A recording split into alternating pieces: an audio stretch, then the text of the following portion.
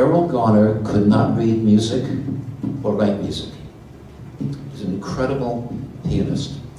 And he had a very unique style of playing where one hand played slightly after the right hand. So it just sounded like something was also off. And he would grunt. So on all of his recordings, when I had first heard him, I heard this. I had no idea what this was, and I found out later, this is him singing the melody as he's playing.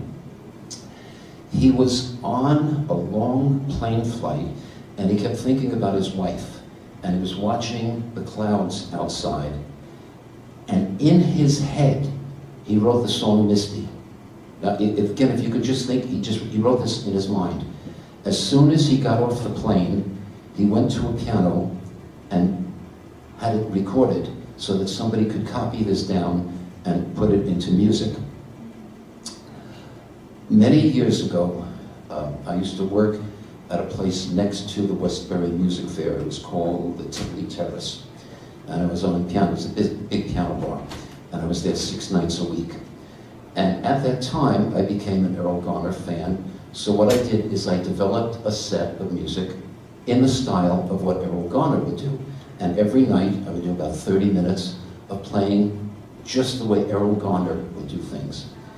And one night, in the middle of the week, I'm at the piano bar, and I'm doing his style, and I'm grunting just the way he did, and the place becomes dead silent. I mean, just totally silent. And I look up, and right there to my left is Errol Garner. He was in Westbury Music Fair in concert that night, and he came in to the piano bar for a drink because he heard about this young guy who was doing an imitation of him, and he wanted to hear it.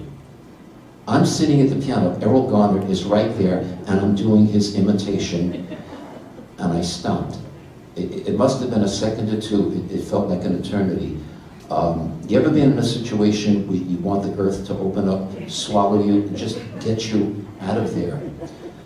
I didn't know what to do. And I'm looking at Errol Garner, and he's looking at me, and he just went,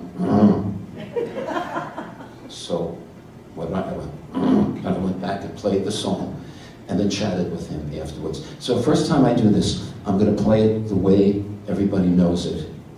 And then the second time through, I'm going to do it the way I used to do it as an impersonation. And you'll hear that one hand is slightly behind the other.